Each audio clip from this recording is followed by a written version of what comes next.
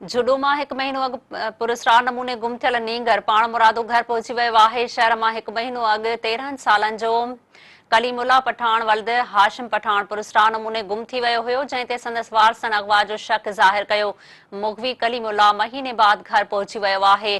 सहाफ़ियुनि सां ॻाल्हाईंदे कलीमुल्ला चयो आहे त महीनो अॻु 4 माण्हुनि मूंखे सिविल अस्पताल जुडे जे भरिसां ज़बरदस्ती अगवा कयो हुयो, जंहिं में हिकु शख़्स अब्दुल हलीम ख़ान पठान हुयो। कलीमुल्ला चयो आहे त महीने ताईं अगवा कंदड़नि मूंखे क़ैद में रखियो ऐं अॼु अखियुनि ते पटी ॿधी मुंहिंजे खीसे में 200 रुपया रखी मूंखे मीरपुर ख़ासि वेझो छॾे फरार थी विया। ऐं कोच में वेही जुडो पहुतो आहियां। कलीमुल्ला जे चाचे बाबक ख़ान पठान मीडिया खे ॿुधायो आहे त असांजे अब्दुल हलीम ख़ान सां पुराणो झेड़ो हलंदड़ आहे। उन जी दुश्मनी जे करे हलीम ख़ान पंहिंजे माण्हुनि सां गॾिजी मुंहिंजे भाइटे कलीमुल्ला खे अगवा कयो।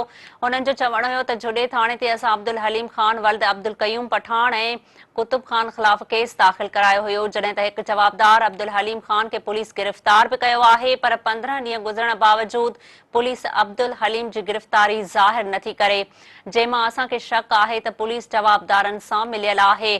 बाबूक ख़ान ऐं ॿियनि वस वारनि खां मुतालबो कयो आहे त असां सां इंसाफ़ कयो वञे ऐं अगवा कंदड़नि ॿियनि जवाबदारनि खे बि गिरफ़्तार करे सख़्त कार्रवाई कई वञे।